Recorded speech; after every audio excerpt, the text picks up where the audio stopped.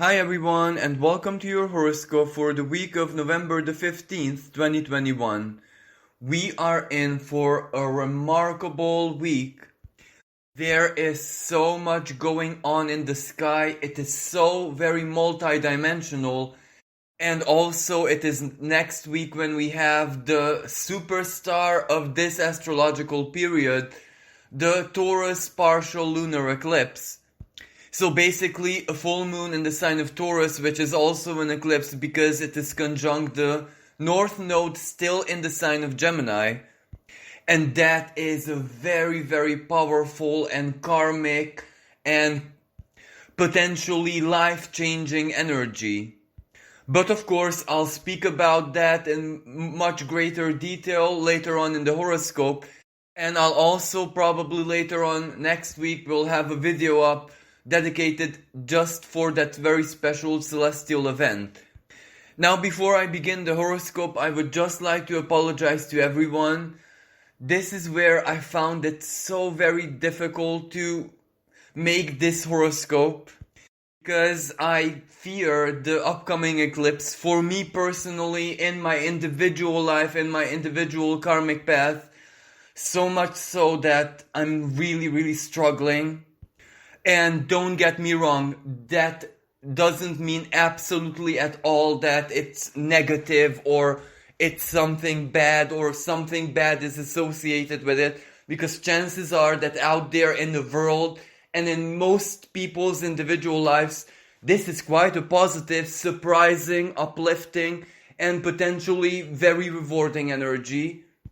But this kind of depends on our personal karma and what we have done in that area of life where 27 degrees of Taurus and Scorpio falls into, the Taurus and Scorpio axis. And for me, it's the second 8th house axis, so it's self-worth issue, and that's my biggest vulnerability. And whenever I'm triggered by a massive karmic explosion, I'm not my very best self, if that makes sense. And also, talking about karma, I wasn't exactly kind, loving, generous, not even compassionate with myself, so I'm not in the good books, and this is why I fear it a lot.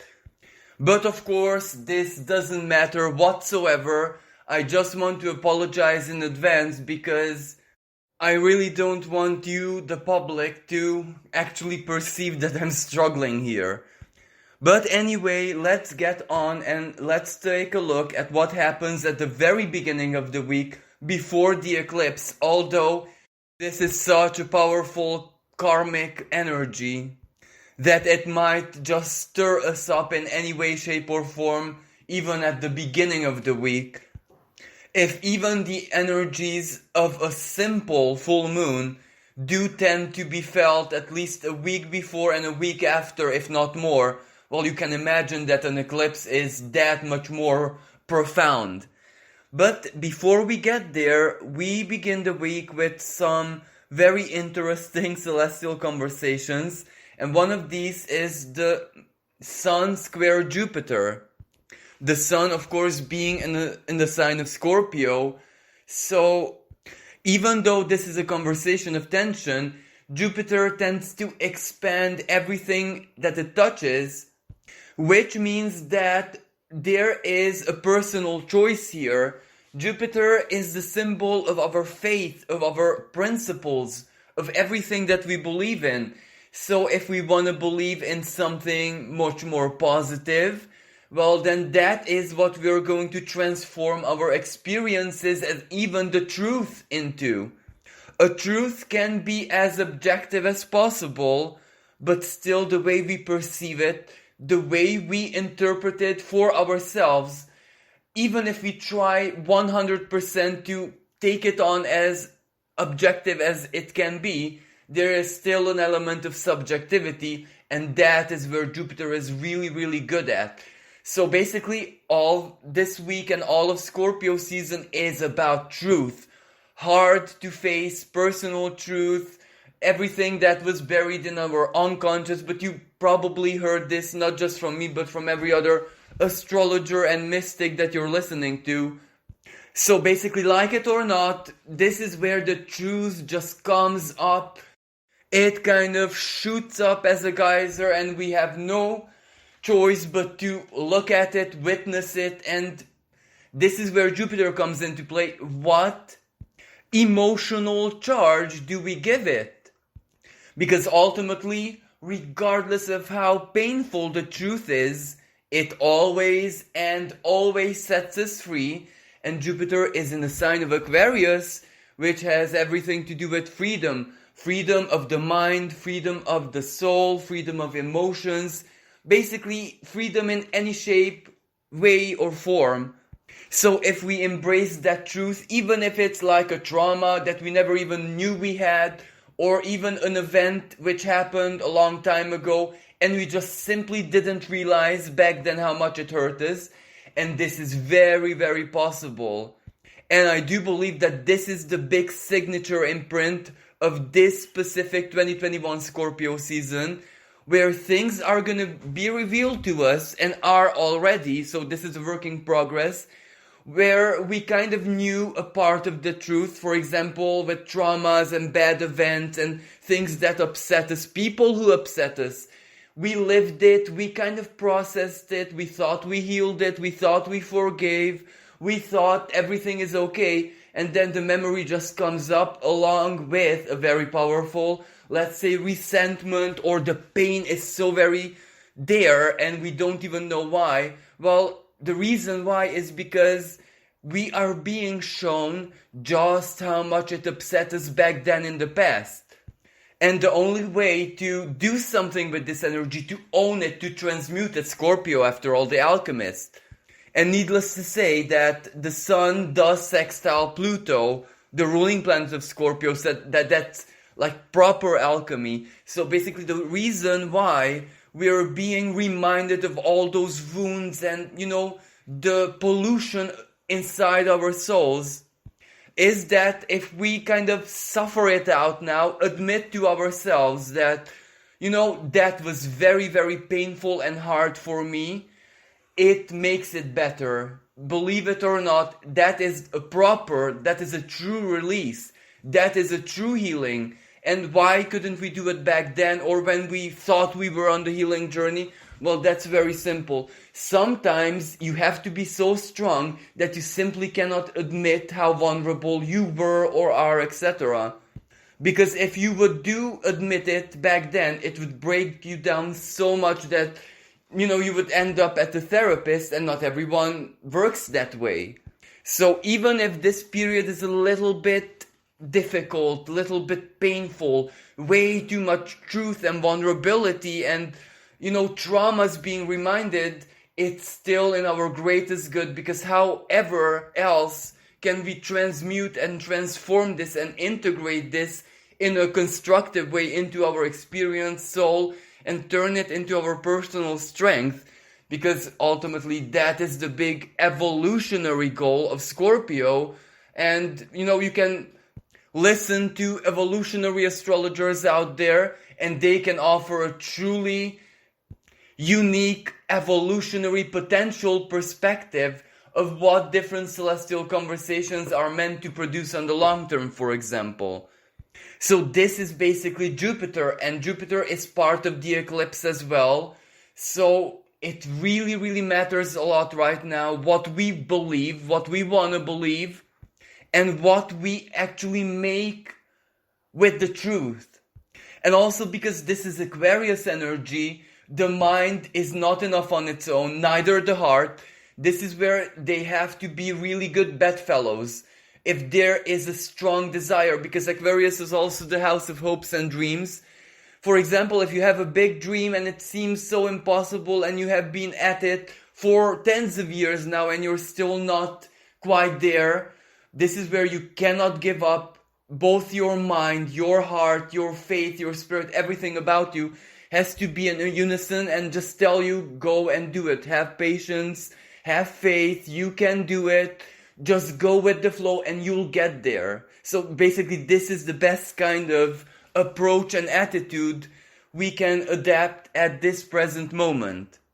Now, of course, simultaneously we have Mercury opposite Uranus, And this is very important because Mercury is in the sign of Scorpio, the detective energy, revealing, digging deep. It wants to know everything. It wants to uncover everything. It wants to understand even those things which are hidden in the shadows and the darkness under a shroud of mystery, or simply not discovered yet, not given a logical interpretation yet. So this is why when Mercury is in the sign of Scorpio, it's always occult season, magic season, the unrevelation of the big secret. But anyway, Mercury is the lower octave of Uranus.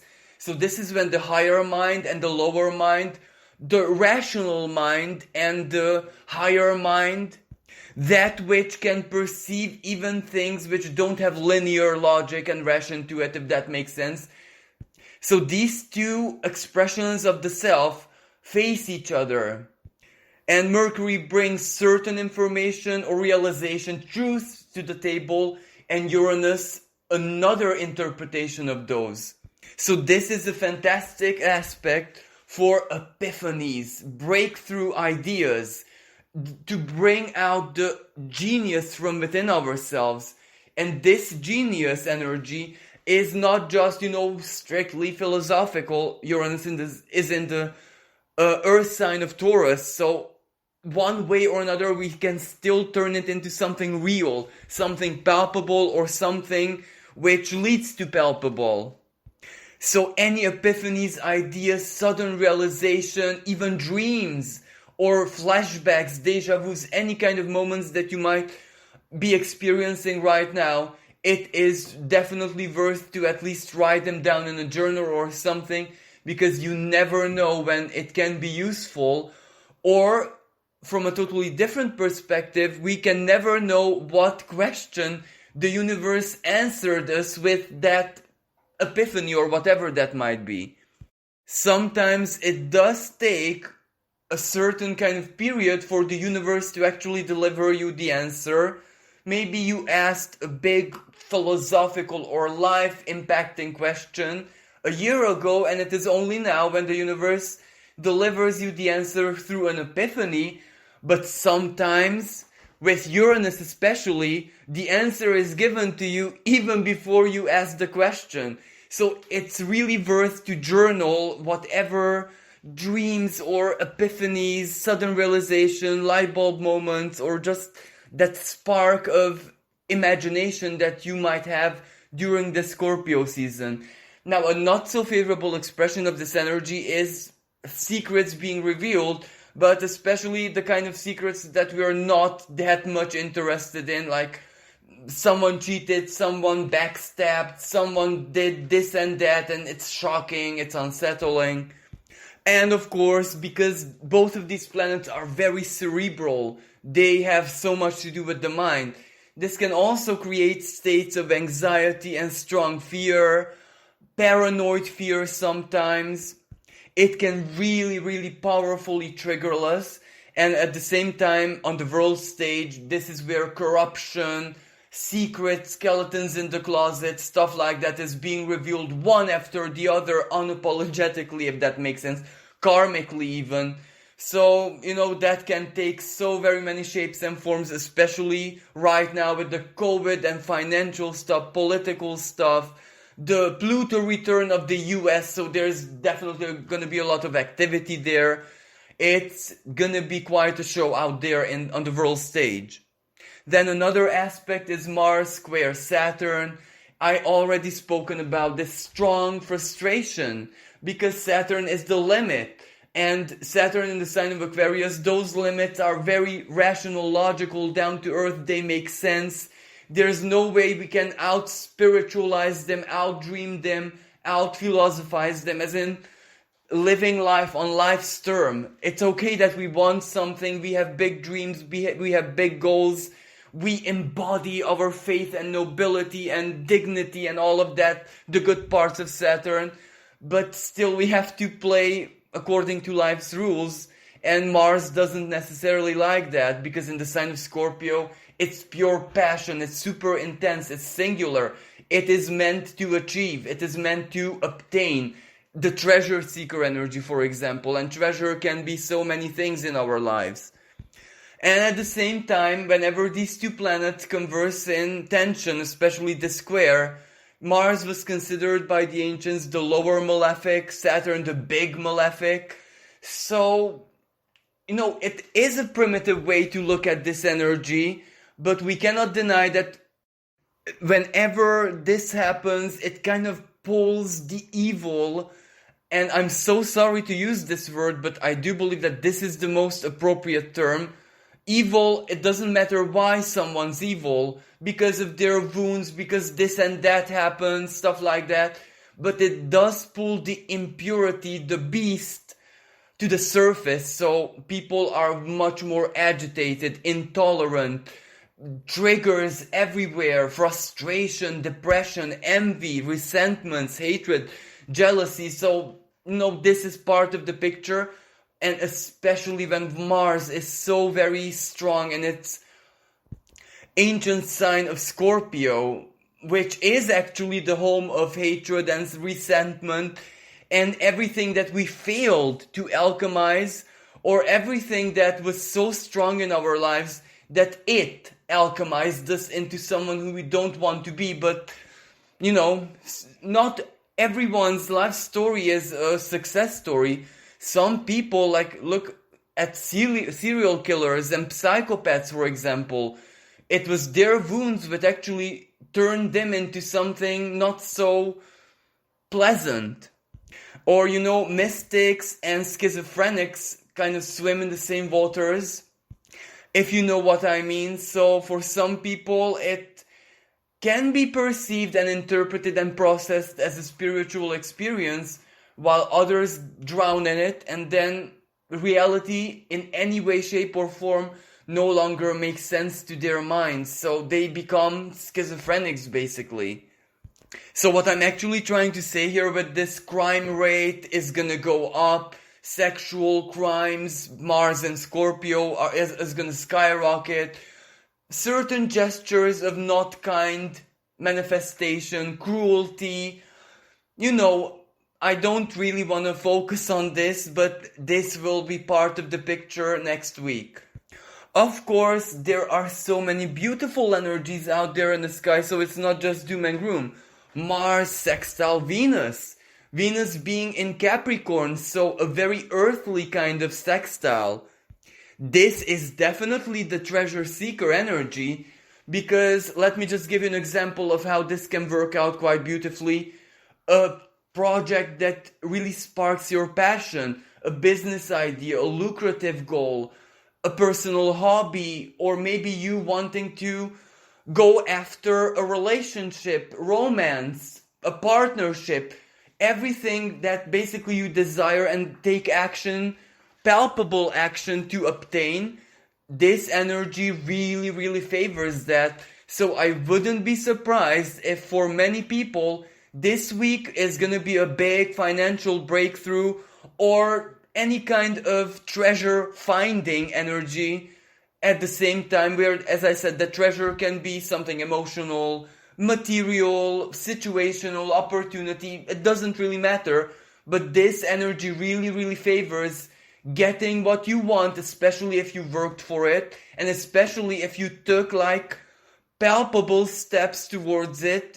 As I said, living life on life's terms, where the square with Saturn is a big limitation, but the sextile to Venus is actually the green light for everything that you have done right, for all the right choices, for all the effort, ambition, energy, time you invested into it. There is no reason why you shouldn't get it, one way or another, of course. And naturally, this is also the energy of alchemy. So spiritual work, psychological work, affirmations and all of that, where if you invested any kind of energy, emotional energy, spiritual energy, and time, of course, is perfectly acceptable. You can still get what you want. And needless to say, romantically, this is where people are definitely gonna manifest a romantic partner. Now, what they do with that partner or what their future is together, that will be seen in December when we have the Venus retrograde season. When the questions arise, do you love that person? Why do you love that person? the pros and the cons, and you have to weigh it, etc. But this week can be the magic moment when you encounter each other and you talk and romance and all of that. And to top this up, we have the Sun conversing in supreme harmony with Neptune. Now that is also a highly romantic energy. Yes, it is more spiritual, unconditional, idealistic. It's more ethereal, if this makes sense. It is a little bit also a touch of illusion. But the beautiful illusion, the beauty of it all, the magic of life, the magic of wanting to love, the magic of, even desiring to be free and to be happy and to just do all the things that speak to your soul. So this Neptune and Sun trine dresses everything up in faith, in magic, in the spiritual take on things, in idealism, in philosophy. And usually this energy can get out of control, where we believe so strongly in the fantasy that we cannot switch out of it anymore, and then we're trapped between worlds, symbolically speaking, of course. But because we have the square to Saturn there, I do believe that we're not in danger this week, because it's uncomfortable in the sense that there's this powerful reality check. Reality bites us, but there's also the call of the spirit and optimism and fantasy, dreams, magic, all of that.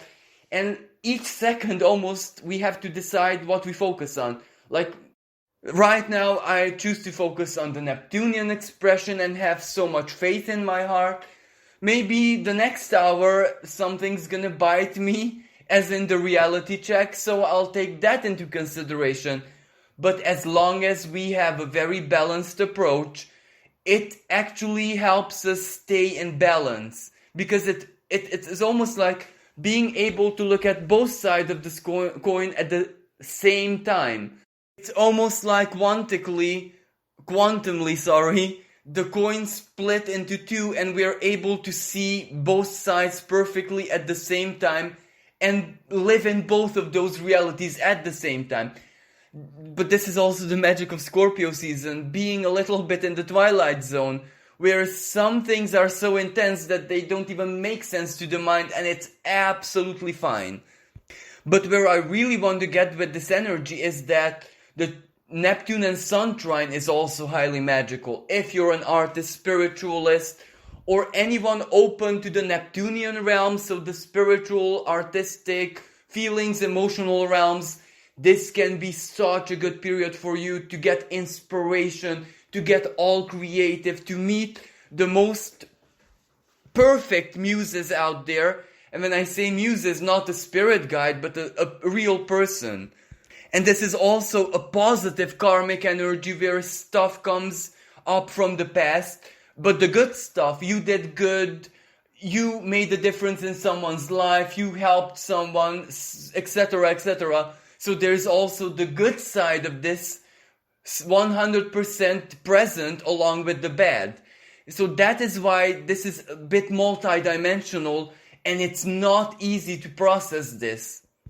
And talking about not easy, well, I'm so sorry, it has to come to the Uranus, Saturn and Mars T-square, where Mars opposes Uranus and both of these planets square Saturn. This is tough. This is tough because all of us have urgency, urgent situations, urgent needs in our lives, especially in the present moment, global context. So this will feel like a massive urgency, and not only will be almost like karmically, but even internally. So our own Saturn is gonna whip us into submission to go and do it. Go be serious.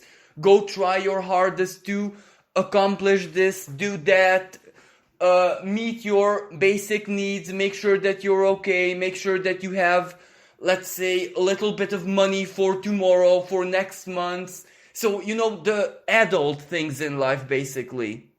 And this is where that inner Saturn who wants to whip us into submission, this time it's actually right. It's want to serve us, because we do live in a period, especially in December, when we won't know if we actually will have an income next month, if our food is gonna be enough, because when the Saturn and Uranus square is gonna perfect on Christmas Eve, that is a lot of disruption and even natural calamities and all the bad stuff that is proper fearsome can play out in the world in a millisecond, and also in our lives. Of course, in our lives, it's not going to be big calamity and catastrophe and all of that, but it can be a lot of challenges, triggers. You schedule something and it never ever works out, and it's almost like fate is against you, or your car breaks down. So, all the inconveniences that are possible, they can happen in December. So this square actually prepares us to be our most diligent, to be our most, responsible selves, to ourselves, of course, and to our loved ones, families, everyone who depends on us or everyone who we love. And of course, this aspect can create so many conflicts and frustration, tension, a lot of complications, a lot of Mercury retrograde kind of expression.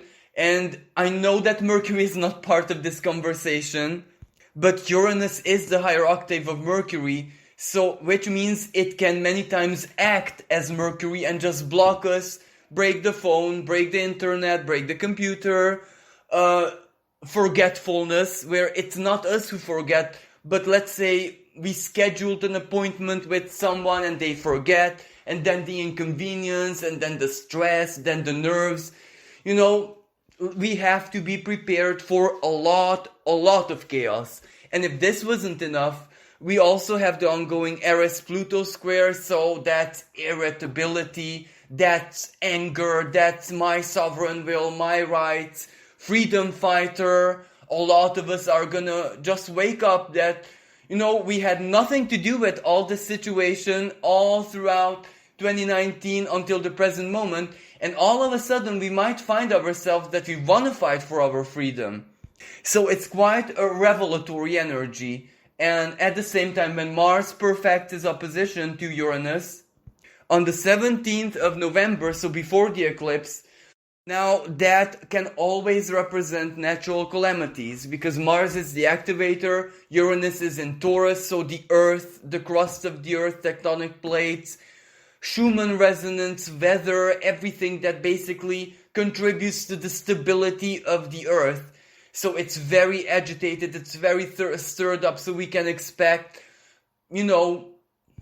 typical Uranian activities, but because Mars is also in Scorpio, it can be man-made accidents. For example, what comes into my mind is when the chemicals detonated in Lebanon not so long ago, it just really shook the whole city to its ground. And I actually even had a very personal experience of that, where the city I live in has a big chemical plant, and it was Mars and Uranus hard aspect, a conjunction, and it blew up, and there was a big chance that me and everyone in the city would be dead now. The explosion was so loud that it was like a meteor descending from the sky, that kind of sound, and it lasted for tens of minutes, so it was really scary. But anyway, that is part of the picture right now. Any Uranus-Mars hard aspect, especially opposition, square, and conjunction, can have this effect.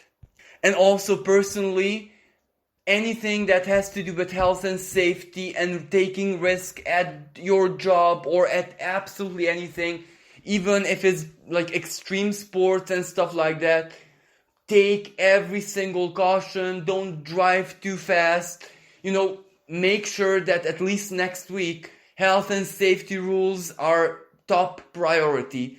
And, also trust your gut feeling. If you feel that something is dangerous and you shouldn't be doing it, it's better not to be brave and bold right now. Even though the brave and boldness is also part of Mars and Scorpio, yet still there's also intuition and instinct and gut feeling. So if something tells you to be cautious or not to do something, it is really wise to listen. Now also moving on the 18th, we have Mercury trining Neptune. That's also a beautiful energy, highly inspirational, nostalgia, the best moments of life, dreams, fantasy, and feeling like, as I said, Mercury in Scorpio is the detective energy, uncovering secrets, etc., etc. And the trine with Neptune actually gives us the satisfaction of knowledge, the satisfaction of being part of the game, of the mystery, of us being detectives in our lives one way or another, the satisfaction of having our questions answered. And needless to say, artistically, it's very inspirational. This is when the best possible ideas can come into your mind. This aspect is also good for business. Scorpio is a financial energy as well, so good ideas, even communication, conversations with others, synchronicities and connections with professionals who can just give you the best kind of idea and inspiration, what to do with your money, with your material situation, how to get rid of a debt, how to solve a mortgage problem, or how to basically start up a business. This energy is very, very inspirational, and with Mercury, inspiration can come from so very many other people, not just the divine. And also this energy is very prophetic in nature, Mercury. And this is where we can have a lot of dreams, a lot of prophetic moments where we just, one way or another, either willingly or coincidentally, are able to tap into our futures a little bit, divine guidance, spirit guides, everything where we connect to the spirit world is definitely ongoing. This is where many times the spirit world in this season, in this week, may feel closer to us than real people, than flesh and blood creatures, if you know what I mean. This is also the energy where best friends, karmic connections, family are at our side. We are at their side. So yes, there is a lot of chaos out there in the world and in our lives as well, but there is a lot of celestial help. Mercury trining Neptune, Sun trine Neptune, Sun sextile Pluto, Mars sextile Venus. There is a lot of divine help there. There is a lot of personal, psychological, emotional, and even spiritual power. And if not else, there is a lot of ambition. This is where someone's sovereign will is powerful enough to break and bend reality if needs to be. And then finally we get to the superstar of next week's celestial show, and it's the Taurus Eclipse. This celestial conversation takes place on the 19th of November at 27 degrees of the sign of Taurus. So that means the moon is at 27 degrees of Taurus and the sun illuminates it from 27 degrees and 14 minutes of the sign of Scorpio. The nodal axis, which is in Gemini and Sagittarius right now, is at 1 degree and, let me just check, 41 minutes of the respective signs. So the sun and the moon are conjunct with the nodes of the moon. The sun conjunct with the south node, of course, and the moon conjunct with the north node. And this is what makes it an eclipse, and this is what makes it heavily karmic. Now, a lunar eclipse, regardless of which part of the sky it takes place in, it always acts like a big, big moment of reset. This is where it kind of ends a big cycle and gives way to something new. But it's not the new that matters, because that will be definitely a totally different chapter for us personally in, I do believe, April next year, when we have a solar eclipse in the sign of Taurus. But this is where the culmination, this is where the karmic discharge, the termination, or whatever is being manifested that really, really matters in a big way, in a very significant way. And with eclipses, because they're so heavily karmic, Of course, the celestial conversations and the astrological setup matters, but also what you did in your life, the choices that you have made, and how did you live that area of life where that eclipse is taking place in your life. That matters also a lot. And if you have any personal planets or important astrological points in your chart, you can imagine that that makes it that much more intense for you personally. And also, another special thing about eclipses, many times they can feel as a moment of crisis or as a moment of maximum pressure and tension, after which either a breakthrough or integration follows. Breakthrough usually is the signature of a solar eclipse.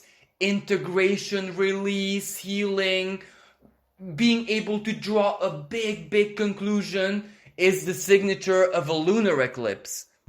Now, the sign of Taurus has everything to do with stability in our lives, where it is that we feel more grounded. It can also have so much to do with our material situation. It is also a psychological energy, our sense of self-worth, everything that we love, everything that we want to have in our lives, everything that we value, our treasures. And this is where the treasure, yes, it is a psychological energy, but Taurus is physical, so it has to exist one way or another, even in physical reality. Let me just give you a simple example. You value, let's say, the story of Romeo and Juliet. That is one thing. That is more like a scorpionic expression because it doesn't really have to be real. You just like a story because it speaks to you. But with Taurus, if you have the book and you can read it whenever you want, now that is the icing on the cake. That's what makes it Taurian-like. Loving it, but also having it in your possession. And also with self-worth. It is okay, one thing, what you feel for yourself, what you think about yourself, how you consider yourself, how you weigh your situations in life and what they reflect to you about yourself. That is very kind of scorpionic because at the end of the day, it kind of depends on you. But with Taurus, how does it reflect in physical reality? Like, let me give you an example. You think about yourself that you're so attractive, sexy, beautiful, whatever. And that's it's scorpionic. It's what makes you tick, what makes you attractive psychologically. But does it reflect in Taurus? As in, do you have someone in your life telling you this all the time? Or does physical reality in any shape or form reflect this? So Taurus kind of needs to have something palpable. It is the house of Venus, yes. Venus is love, it's beauty. Venus many times can be so very idealistic. She can be so ethereal. She's exalted at 27 degrees of the sign of Pisces. That's not physical, that's ethereal. That is the idea of love. That is the magic of love. That is the philosophy of love. But in her nighttime expression of Taurus, where she is the earthly Aphrodite, she needs something palpable. She needs to live it. She needs to feel it through her 5 earthly senses. So let's take a look at the astrology of this eclipse. The main celestial conversation is a T square, the Sun and Moon square Jupiter. That is extremely expensive. And remember what I said about at the beginning of the horoscope about Jupiter, that it's so much up to you. This is the case, even if it's karmic, which might mean it was up to you until now, but now it's, pay time. Now it is, let's say, harvest time, good or bad. Whatever you've done, whatever choices you made, however you directed your life, it's still harvest time. But this is the thing with Jupiter. However this manifests in your life, it is really based on truth. So this is like the biggest reality check you could possibly get regarding your value system, your self-worth, what you love, who you are, emotionally speaking. What you have done with yourself. What have you done with your inner world, in everything that was under your control, psychologically speaking. Scorpio, of course. How well have you healed yourself, your wounds? What have you done with your wounds? What's your relation with other people who you share something with? Your past, your history, your family, and the history of your, let's say, financial situation, professional life. What does all of that reflect about you? So this is the energy where the universe kind of reflects it in the most concrete, in the most realistic way possible. Because let's not forget, realism is also in the sign of Taurus, Uranus. It's not conjunct and it doesn't converse with the eclipse, but it's there and it's activated by Mars, so reality. And with Uranus, it's the unapologetic kind of reality.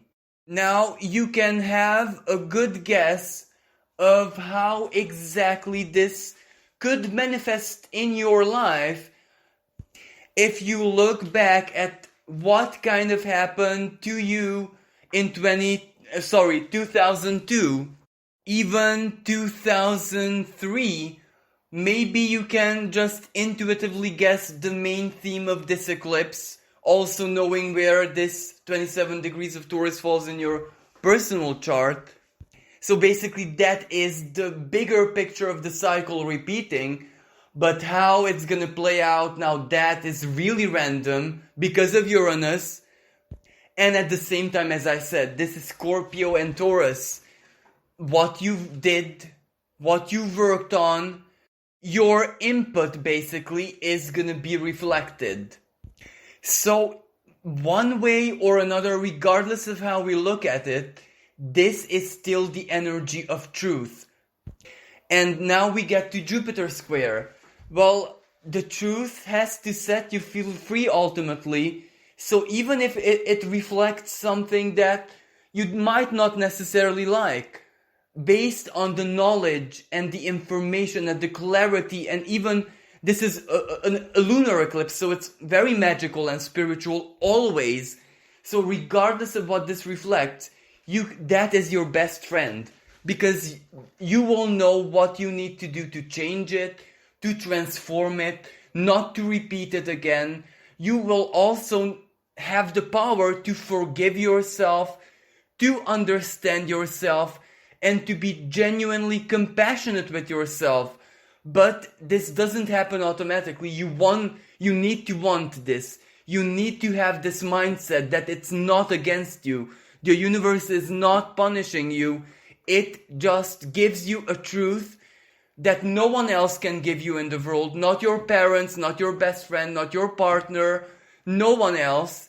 And you can use that to change your life. If the universe reflects to you that you need to heal this, something specific, my example, my self-worth, you cannot ignore that. That is what you have to make your priority, regardless of how many other problems you have in your life. Chances are the universe is telling you that is the core issue, make that better and everything will be better. But of course, this is the worst case scenario. This can be something truly wonderful, harvest. As I said, it can be a massive financial breakthrough. It can be a massive success. It can be a big gift, because Taurus is also about generosity. Jupiter is about generosity. The moon is exalted in the sign of Taurus. That is also the tarot representation of the moon in Taurus is the Six of Coins, giving unconditionally, or simply receiving a gift, giving a gift. It is basically the expression of generosity. Generosity is felt through by he who gives it, but also he who receives it. So that experience is profoundly ennobling and many times life-changing.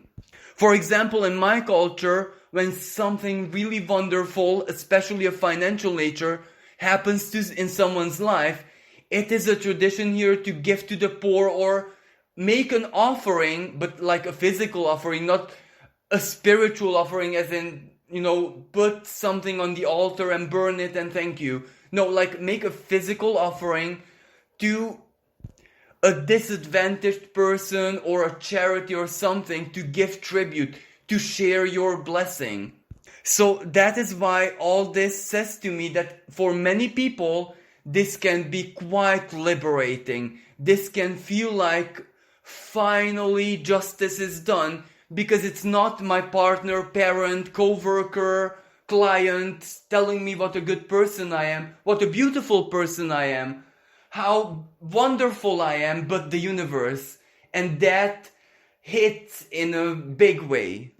That experience when the universe is telling you how pleased it is with you, that is so profoundly healing that it feels like being born again.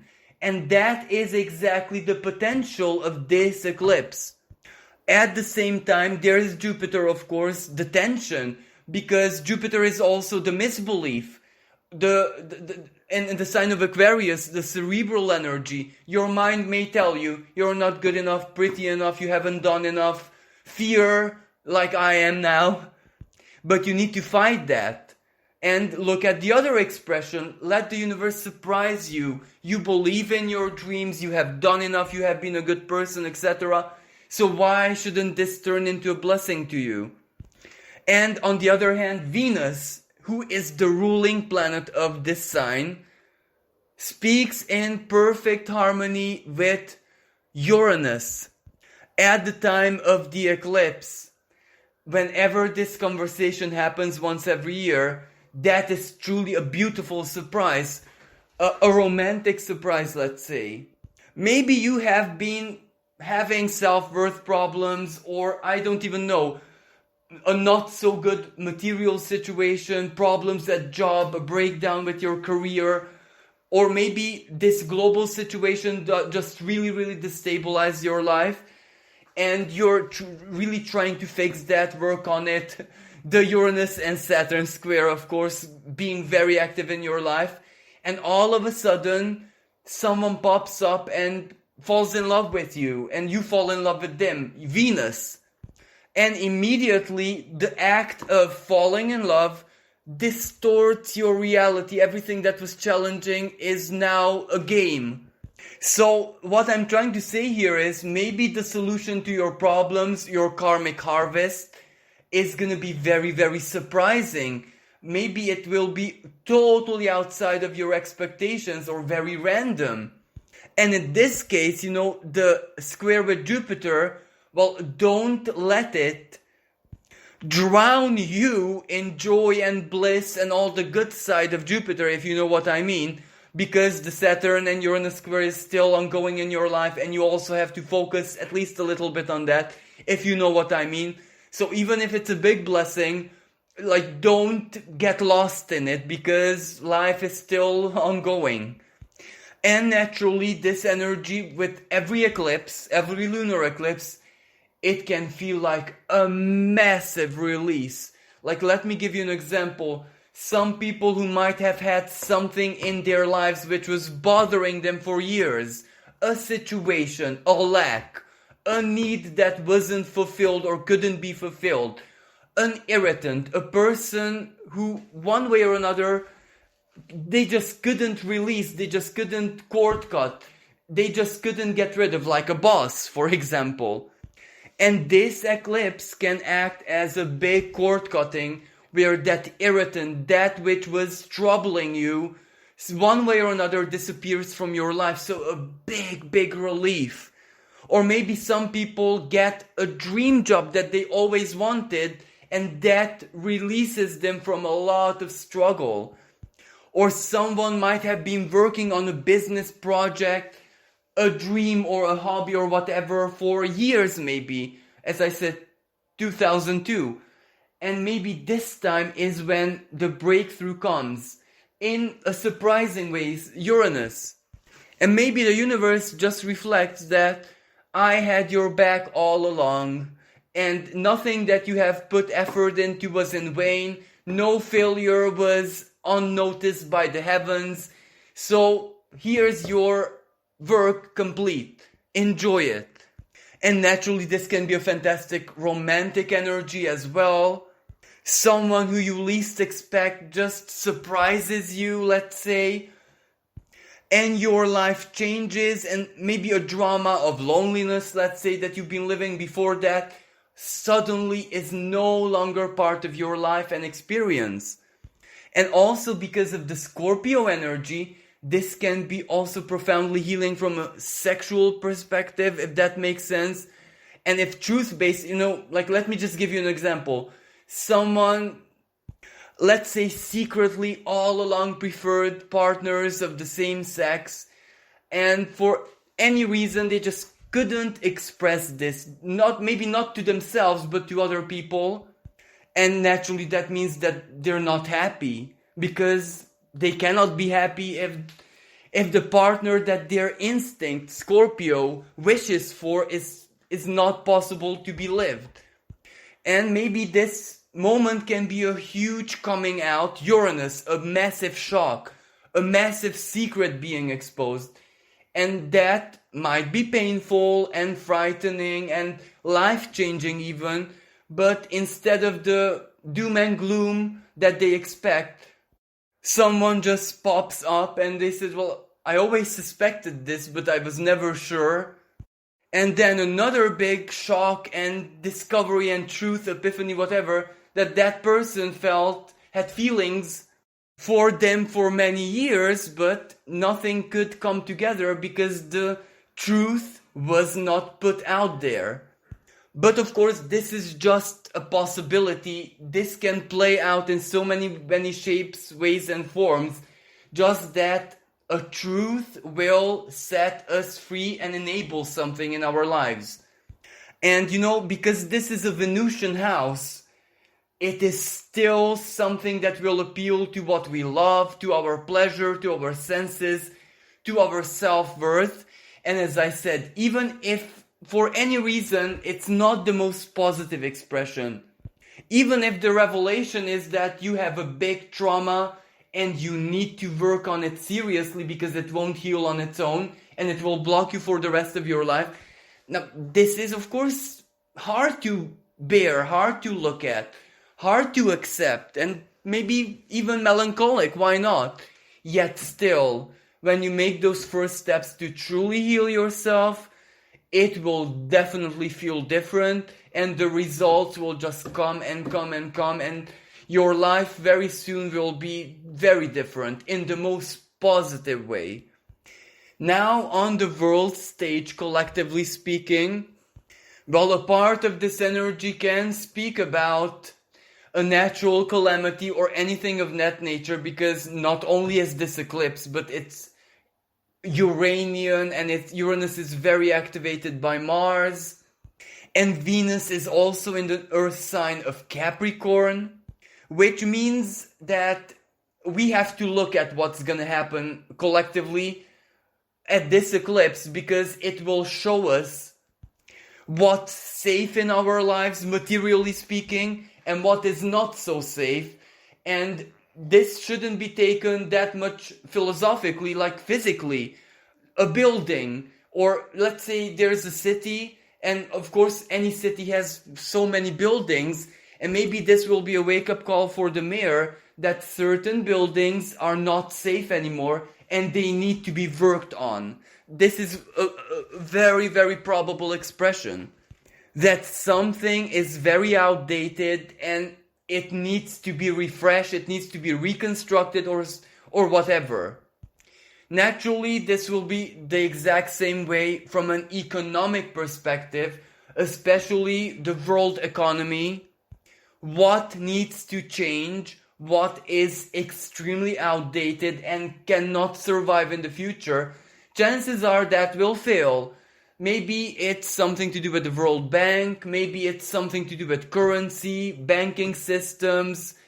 Naturally, something futuristic will rise up, maybe cryptocurrency, Venus trine a Uranus. And also, this reminds me of the Britney Spears court case. How very symbolic was that? Freedom, justice. the past Mercury retrograde season, the Libra season. She got her justice. A truth was reflected. Her truth was reflected for everyone to see.